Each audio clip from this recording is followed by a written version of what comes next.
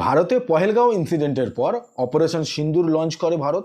আর তারপরেই ভারতের পাকিস্তানের হাই কমিশনের যে সমস্ত লোকজন ছিল, যে ডিপ্লোম্যাটরা ছিল, তাদেরকে ভারত তাড়িয়ে দেয়। তারপরে সবচেয়ে বড় পদক্ষেপটা ভারত নেয় যে পাকিস্তানের সঙ্গে যে সিন্ধু জল চুক্তি ছিল সেটাকে ভারত বাতিল করে দেয়। ফলে পাকিস্তান যে একটা কিছু করবে সেটা বোঝা যাচ্ছিল, কারণ সিন্ধু জল চুক্তি যদি বাতিল হয়ে যায়, এখন অবধিও ড্যামগুলো পুরো তৈরি হয়ে যায়নি, কিন্তু ড্যামগুলো যদি তৈরি হয়ে যায় তাহলে পুরো জলটাই পাকিস্তানে যাওয়াটা বন্ধ হয়ে যাবে। এবার এটা হলে পাকিস্তান একদিকে খরা হবে, আর ভারত যদি জল ছেড়ে দেয় তাহলে বন্যা হবে। ফলে এইটা কোনো অবস্থাতেই পাকিস্তান এফোর্ড করতে পারবে না, তাই পাকিস্তান কিছু একটা করবে এটা মনে হচ্ছিল, কিন্তু কি করবে। কয়েকদিন আগেই আমেরিকাতে আসিফ মুনির গেছিল এবং সেখানে গিয়ে আসিফ মুনির পুরো ব্যাপারটাকে পরিষ্কার করে দিয়েছে যে ভারত যে ড্যাম তৈরি করছে সেইটাকে পাকিস্তান হতে দেবে, কিন্তু ড্যামগুলো তৈরি হয়ে যাওয়ার পর পাকিস্তান 10টা মিসাইল মারবে এবং তাই দিয়ে এই ড্যামগুলোকে ডেস্ট্রয় করে দেওয়া হবে। তা সেক্ষেত্রেই আমি আগের ভিডিওতেই বলেছিলাম যে পাকিস্তানের যা করার আছে সেটা যেন পাকিস্তান খুব তাড়াতাড়ি করে, কারণ পাকিস্তান যবে থেকে জন্ম হয়েছে আর এখন অবধি পাকিস্তানের এটা রেকর্ড যে পাকিস্তানে কোনো একটা সরকার পুরো 5 বছর আজ অবধি চলেনি। এবং যখনই সিংহাসনটা উল্টে যায় তাই তখন হয় প্রাইম মিনিস্টার, নালে প্রেসিডেন্ট বা আর্মি চিফ যিনি থাকেন তাকে হয় ফাঁসিতে ঝুলে যেতে হয়, না হলে পরেতে তাকে পাকিস্তান ছেড়ে বিদেশে চলে যেতে হয়, আর না হলে তাকে জেল দেওয়া হয়। এইবারে লাস্ট পারভেজ মুশারফও কিন্তু পাকিস্তান ছেড়ে চলে যেতে হয়েছিল, আর সাম্প্রতিকতম ইমরান খান জেলের পেছনে বন্দী হয়ে রয়েছে। এইবারে সেই কারণেই এরকম হয়তো ঘটতে পারে যে ভারত যবে ড্যামগুলো কমপ্লিট করলো ততদিনে হয়তো আসিফ মুনির আর ফিল্ড মার্শাল হিসেবে পাকিস্তানে থাকলোই না, তিনি হয়তো তখন বিদেশে চলে গেল। তাই তার স্বপ্ন যদি পূরণ হতে হয় সেটা খুব তাড়াতাড়ি পাকিস্তানকে কাজ করতে হবে, না হলে হয়তো সেই স্বপ্নটা আর পূরণ হবে না।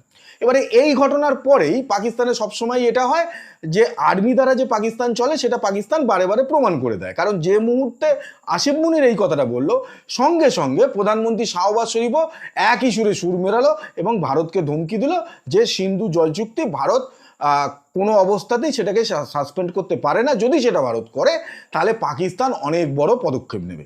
তা এইটা শাহবাজ শরীফের এই ঘটনা বলার পরে এটা মনে হয়েছিল যে পাকিস্তান আদতে একটা বড় কিছু করতে যাচ্ছে যেটাতে অন্তত ভারত নড়ে যাবে।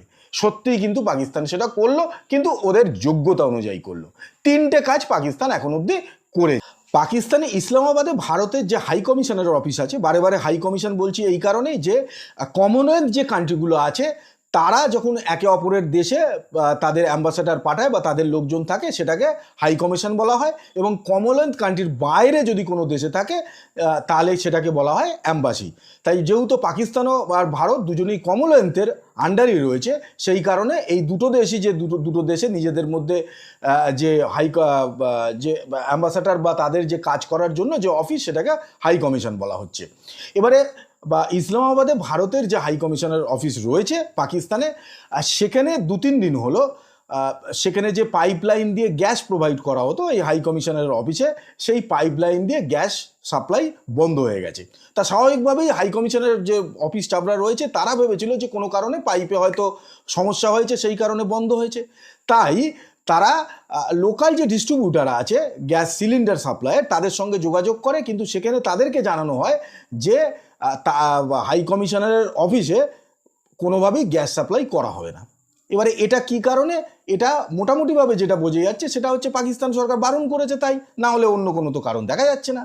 আচ্ছা, এই 1 নম্বর এটা গেল। এবারে 2 নম্বর হচ্ছে যে হাই কমিশনারের অফিসে যে মিনারেল ওয়াটার বা প্যাকেজ ওয়াটার সাপ্লাই করা হতো সেই সাপ্লাইটাকে বন্ধ করে দেওয়া হয়েছে। আপাতত হাই কমিশনারের অফিস জল কষ্টে ভুগছে।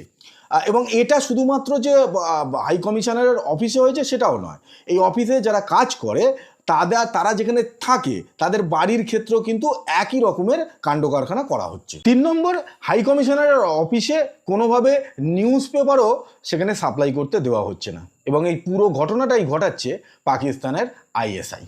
এইবারে পাকিস্তান কি এটা জানে না যে ভিয়েনা কনভেনশন অ্যাক্ট 1961 অনুযায়ী পাকিস্তান এটা কোনোভাবেই করতে পারে না? কারণ এই কনভেনশনে এটা বলাই আছে যে যখন যেমন ভারত পাকিস্তানে যে ভারতের হাই কমিশনের অফিস আছে তার সিকিউরিটির ব্যবস্থা, তাদের যে সমস্ত ফেসিলিটি দরকার সেগুলো দেওয়া, এবং সর্বোপরি যে কমিউনিকেশনের ফ্রি কমিউনিকেশন যাতে তারা করতে পারে তার ব্যবস্থা কিন্তু পাকিস্তানকেই করতে হবে। ঠিক যেমনভাবে পাকিস্তানের হাই কমিশনের অফিস যে ভারতে রয়েছে সেখানেও কিন্তু ভারতের সেই একই দায়িত্ব বর্তায়। কিন্তু পাকিস্তান এটা জানার পরেও এটা করছে না। তার কারণ পাকিস্তানের এটা করা ছাড়া উপায় নেই। প্রথমত তো এরা কোনো চুক্তি ফুক্তি এগুলোর বিষয়ে মানে না, বোধহয় জানেও না।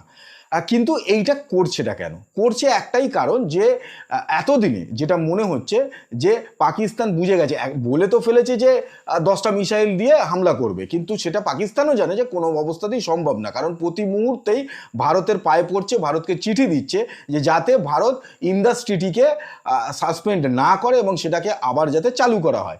কারণ যদি সিন্ধু নদী দিয়ে জল ভারত না ছাড়ে এবং পাকিস্তান অবধি সেটা না পৌঁছয়, তাহলে পাকিস্তানের মেন যে ঘাঁটি পাঞ্জাব প্রদেশ সেইটা পুরো শুকিয়ে যাবে এবং ওভারঅল পাকিস্তানের 80% যে চাষবাস সেটা নির্ভরই করে আছে কিন্তু সিন্ধু নদীর জলের ওপরে। সেটা যদি বন্ধ হয়ে যায় তাহলে পাকিস্তানের কাছে যেটা ওদের সম্পদ, যে এক তো জঙ্গি আর তার সঙ্গে অস্ত্রশস্ত্র যেগুলো ফ্রিতে পায়, এখন তা দিয়ে তো জমিতে কোনোভাবে চাষবাস করা যাবে না, তাহলে খাবে কি? গুলি বোমা বন্দুক দিয়ে তো আর পেট ভরবে না, এটা পাকিস্তান খুব ভালো করেই জানে। কিন্তু ওপরে দেশের মানুষকে বোকা বানাবার জন্য এরকম মাঝে মধ্যে বলে টলে যে মিসাইল মারবো, পরমাণু মারবো, কিন্তু আদতে তো ওরাও জানে যে এই মুহূর্তে সিন্ধু ট্রিটিটাকে আবার নতুন করে চালু করা ছাড়া পাকিস্তানের অন্য কোনো উপায় নেই। তার মানে কয়েকদিন আগে যে মিসাইল মারার কথা বলেছিল সেটা আসলে ভাঁওতা। তার বদলে পাকিস্তান এখন ছ্যাঁচড়ামিতে নেমেছে। এখন নতুন করে কি পাকিস্তান এই ছ্যাঁচড়ামি করছে? না, এর আগেও করেছে। 2018-19-এও পাকিস্তান একই রকম কাজ করেছিল। তারপরে ভারত পাকিস্তান যে ছ্যাঁচড়ামিটি করেছিল সেটাই ভারত তার উত্তরটা দেয়, তারপরে কিন্তু পাকিস্তান আবার বন্ধ রেখেছিল। এখন এবারে এটাই আশা করা যাচ্ছে যে পাকিস্তান যে ছ্যাঁচড়ামিটা করছে তার বদলে ভারত কি ভদ্রতা দেখাবে? আমার মনে হয় ভদ্রতা না দেখানোই ভালো। কারণ ছ্যাঁচড়ার সঙ্গে ভদ্রতা দিয়ে কিন্তু কোনো কাজ হয় না। ছ্যাঁচড়ার সঙ্গে একমাত্র ছ্যাঁচড়ামি দিয়েই তাকে জবাব দেওয়া যায়। আপাতত মনে হচ্ছে যে ভারত বোধহয় সেটারই তৈরি করছে যাতে আগামী দিনে পাকিস্তানকে একটা মোক্ষম জবাব দেওয়া যায়।